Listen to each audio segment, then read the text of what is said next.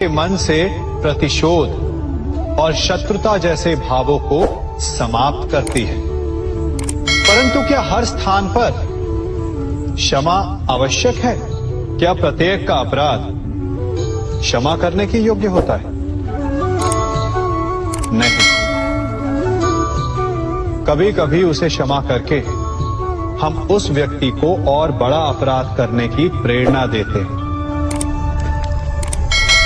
और ऐसा ही अपराध है स्त्री का मान भंग करना, जिसमें क्षमा की कोई अवस्था नहीं। यदि सिंह भूल से गाय के बछड़े का अखेट कर ले तो उसे क्षमा किया जा सकता है, परंतु यदि वो नरभक्षी हो जाए तो उसके केवल दो स्थल होते हैं, या तो पिंजरा या फिर मृत्यु की गोद। कुछ परिस्थितियों में क्षमा के स्थान पर दंड देना आवश्यक होता है, क्योंकि ये दंड का भय ही है जो लोगों को वो अपराध करने से रोकता है। संसार में सबसे बड़ा क्या है? अभिमान और बाहुबल या विश्वास और आस्था? निश्चित रूप से बाहुबल के महत्व को नकारा नहीं जा सकता।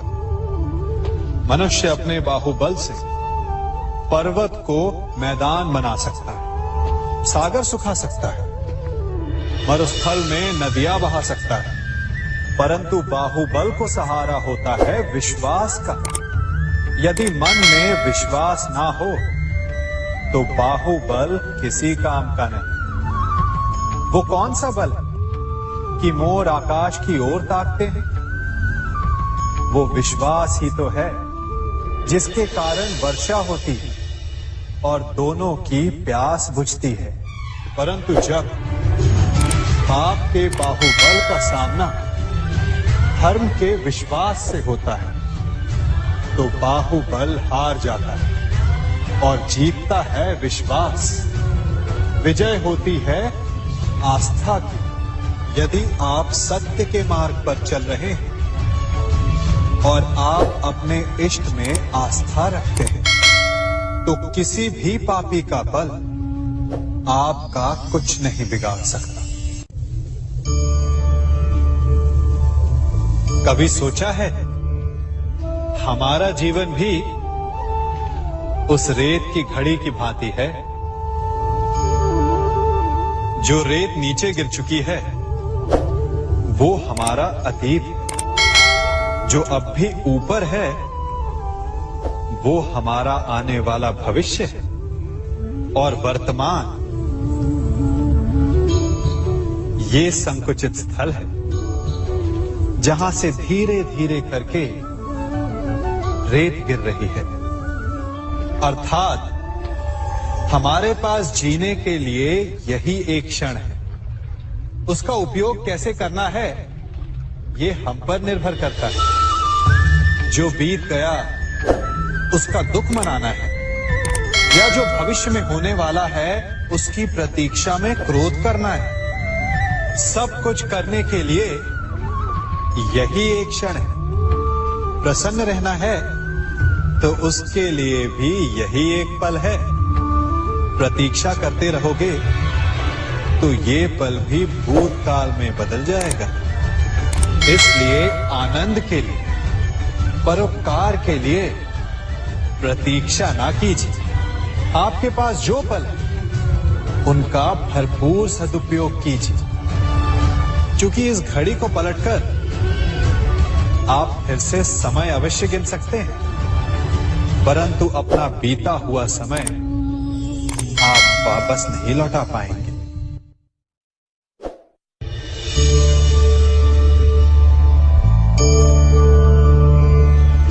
मनुष्य के जीवन में संतान का बहुत महत्व है। उस संतान के लिए वो कितने कष्ट सहता है, उसे पालता है, पोसता है, और यदि यही संतान संताप का कारण बन जाए तो क्या ये उसका दोष है? अधिकतर ये दोष हमारे लालन पालन का होता है। बचपन में बालक के हठ को मानकर हमें आनंद की अनुभूति अवश्य होती है, परंतु धीरे धीरे अपने बालक के हठ को मानकर उसके हठ के दास हो जाते हैं। एक हठी उत्तंड और असंस्कारी संतान उस सूखे वृक्ष के समान होती है कि यदि जिसमें आग लग जाए तो वो सारे वन को भस्म कर डाले। और स्मरण रहे, जब उसमें अग्नि लगती है तो सबसे पहले वो स्वयं के घर को ही भस्म करती है। इसलिए जब आवश्यकता हो तो अपनी संतान के हठ का विरोध करें, उसे रोके, क्योंकि यदि समय रहते ऐसा ना किया गया तो भविष्य में इस समस्या के परिणाम गंभीर हो सकते हैं। प्रतिज्ञा, वचन, ये सब मनुष्य ने समाज को सही दिशा में रखने के लिए बनाए हैं। वो मनुष्य ही क्या जिसके जीवन में नियम ना हो, जिनका वो पालन ना करे, परंतु समय के साथ चलने के लिए नियमों को बदलना भी आवश्यक होता है, क्योंकि ये आज का समय ही तो है जो बीत जाने के पश्चात इतिहास बन जाएगा। यदि आवश्यकता पड़ने पर नियम और प्रतिज्ञा भंग ना की जाए, समय की मांग के अनुरूप अपनी प्रतिक्रिया ना बदली जाए, तो इतिहास हमें कभी क्षमा नहीं करेगा। आवश्यकता पड़ने पर आपकी तोड़ी हुई एक प्रतिज्ञा, एक बंधन कभी कभी पूरे मानव इतिहास को बड़े विनाश से बचा सकता है। इसलिए नियम, प्रतिज्ञा, वचन कुछ नहीं, कुछ है तो केवल समय, जिसके अनुरूप चलने वाला ही सफल हो सकता है। कभी किसी पक्षी को घोंसले की नींव बनाते देखा है? अथक परिश्रम करके तिनका तिनका बिटोर कर वो पक्षी अपना घोंसला बनाता है, अपनी संतान के लिए एक सुरक्षित घर बनाता है। और फिर कहीं से तीव्र आंधी आती है, भारी वर्षा होती है और उसका घोंसला तिनका तिनका करके बिखर जाता है। फिर वो पक्षी क्या करता है? वो रोता नहीं, ना ही विलाप करता है, वो बिना विलंब करे फिर से अपना घोंसला बनाना प्रारंभ कर देता है और सफलता पाता है। फिर हम क्यों छोटी छोटी असफलता से भयभीत होकर परिश्रम करना छोड़ देते? एक बात सदा स्मरण रखिएगा, हर वृक्ष कुल्हाड़ी की एक मार से नीचे नहीं गिरता, हर चट्टान घन के एक प्रहार से नहीं टूटती। सफलता पाने के लिए अनावरत परिश्रम करना ही मात्र एक मार्ग है। स्वीकारण, सत्य का स्वीकारण मनुष्य के लिए बहुत ही महत्वपूर्ण है। जब तक मनुष्य सत्य को स्वीकार नहीं करता, उसे असत्य से लड़ने की शक्ति प्राप्त नहीं होती। जब आप भोजन करते हैं तो क्या होता है? आपका पेट स्वीकारता है कि वो भर चुका है और आप भोजन करना बंद कर देते हैं। जब आपको निद्रा आती है तो क्या होता है? आपका मन स्वीकारता है कि आपका शरीर थक चुका है और उसे विश्राम की आवश्यकता है। उसी प्रकार जब आपको किसी व्यसन को रोकना हो तो आपको स्वीकारना पड़ता है कि बहुत हो चुका, चाहे वो लालच हो या मदिरापान। उस व्यसन का त्यागना तभी प्रारंभ होता है जब आप ये स्वीकार कर लेते हैं कि आप उस व्यसन के बंधन। संसार का सबसे बड़ा पाप क्या है? असत्य बोलना, हत्या कर देना, चोरी करना या किसी का अपमान करना। संसार का सबसे बड़ा पाप है किसी निर्बल को सताना, और संसार का सबसे बड़ा दंड भी उस निर्बल के मुख से निकली हाय है। आप देख रहे हैं मैं क्या कर रहा हूं? मैं लौह पिघला रहा हूं और ये लौह पिघलता है इस चमड़ी की बनी धूनकी से निकली हवा से। तनिक सोचिए, एक मृत पशु की खाल से बनी धूनकी इतने कठोर लोहे को भस्म कर सकती।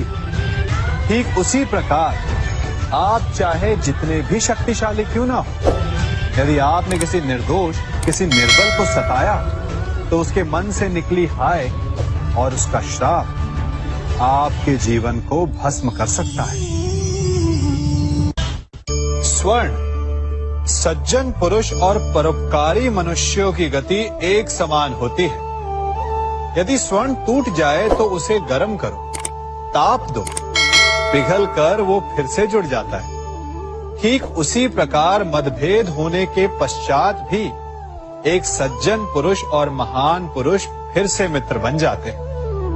परंतु दुर्जन दुष्ट माटी से बने लोग उस पके हुए मटके के समान होते हैं कि जिनमें यदि एक बार दरार आ जाए तो वो स्वयं ही स्वयं का सर्वनाश कर लेते हैं। इसलिए मित्रता केवल सज्जनों से ही करें ताकि मतभेद ना हो।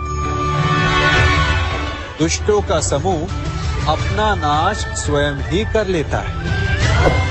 यदि कोयले की खान में जाओ तो चाहे जितनी भी सावधानी बरतो, अपने वस्त्रों पर कालिख लग ही जाती है।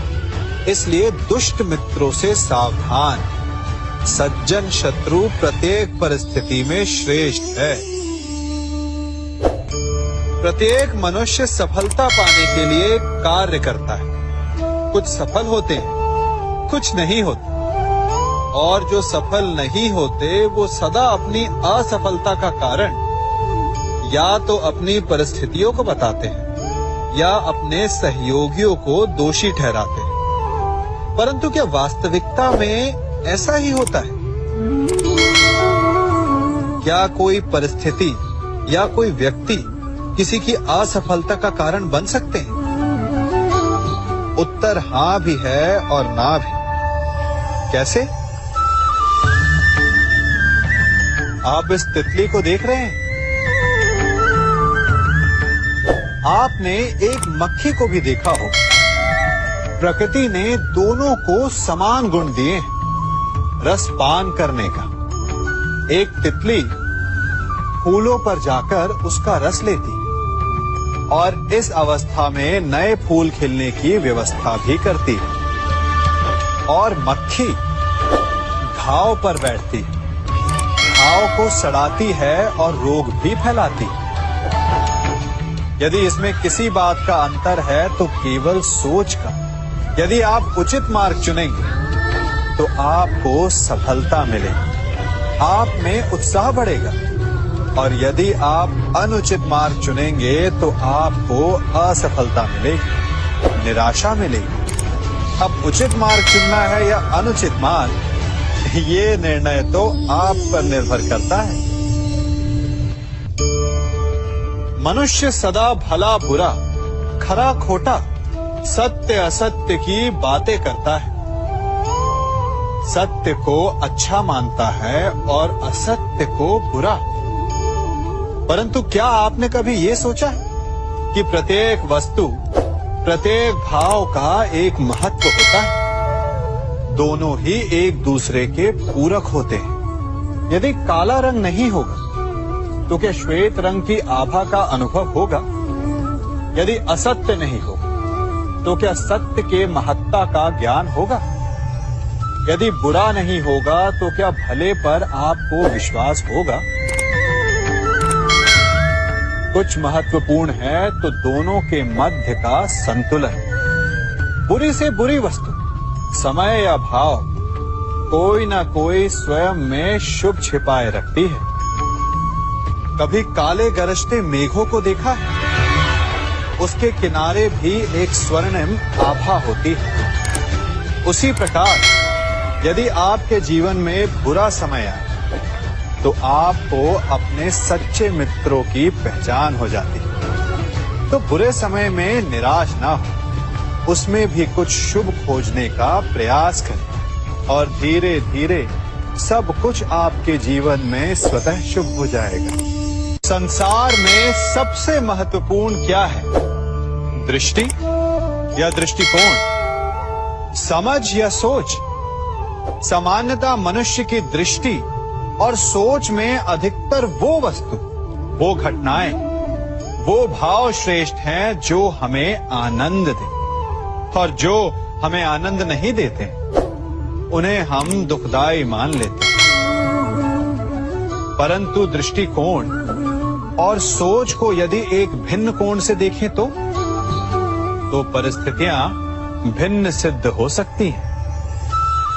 जिस प्रकार भीषण गर्मी हमें सुहाती नहीं, परंतु वही गर्मी सागर और नदियों के जल को वाष्पित करती है और हमें मनोरम वर्षा का आनंद देती है, उसी प्रकार भीषण परिश्रम के पश्चात हमें सफलता मिलती है, वर्षा के पश्चात हमें हमारा लक्ष्य मिलता है। तो सदा स्मरण रखिएगा कि दुख और पीड़ा से भागे नहीं, क्योंकि यही भविष्य में आने वाले सुख का मूल है।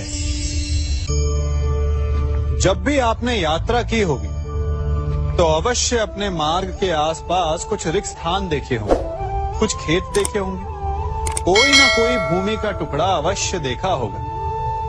कुछ स्थान ऐसे होते हैं जहां पेड़ लगे होते हैं, जहां माली बड़े प्रेम से उन्हें बोता है, उन्हें सींचता है, और कुछ स्थान ऐसे भी होते हैं जहां बिना माली के खरपतवार उग जाते हैं, कुछ अन्य पौधे उग जाते हैं।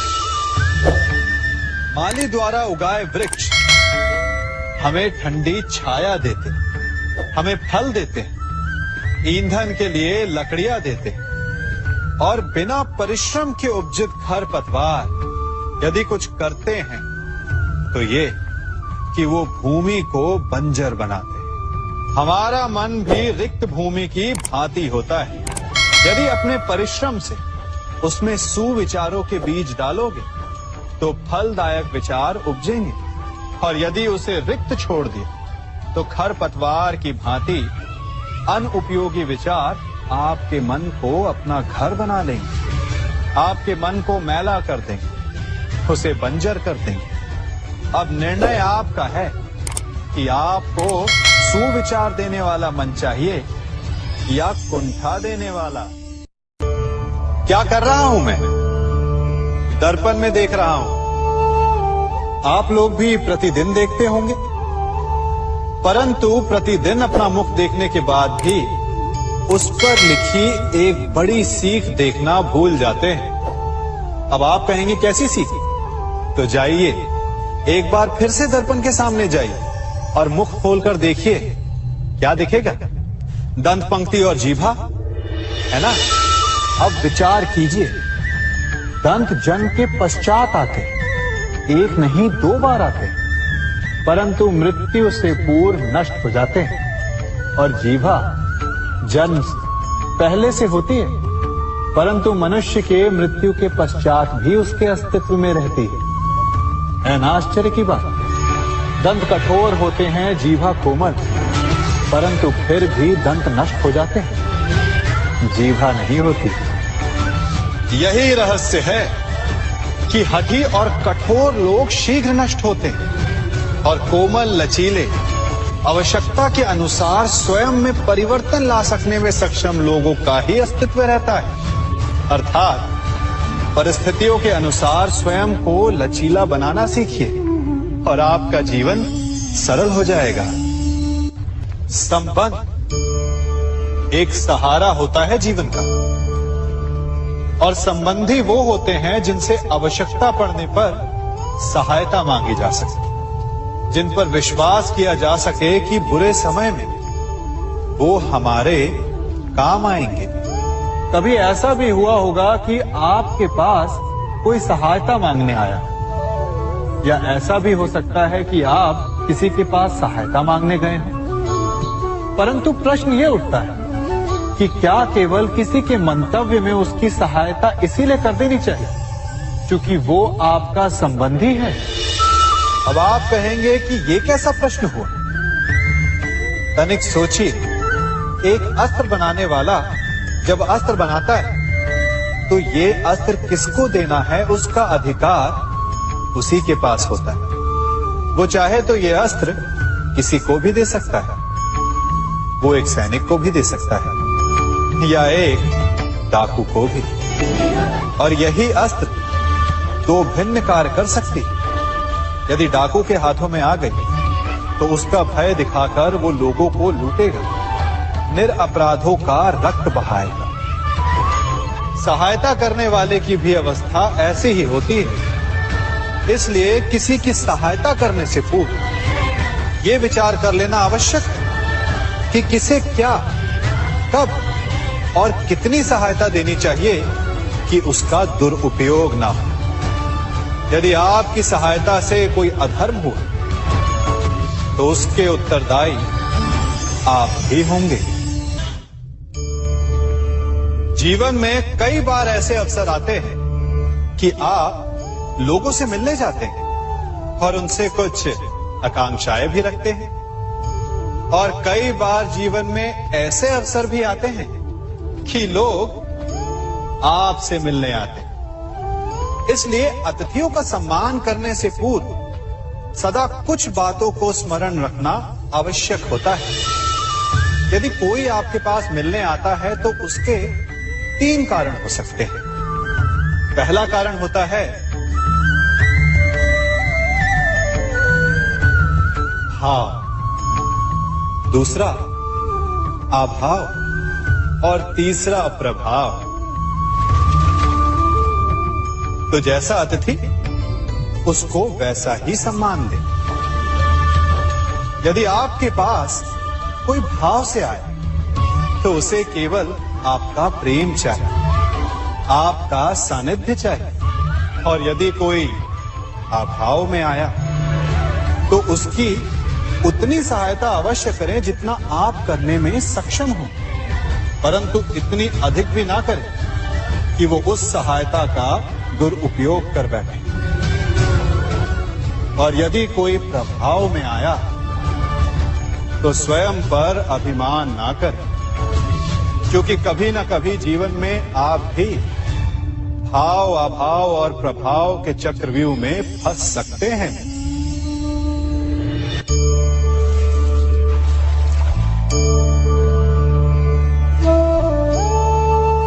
यदि जल को मुट्ठी में कसकर बांधें तो जल कैसे अपना मार्ग बनाकर निकल जाता है? इसी धारा की भांति यही अवस्था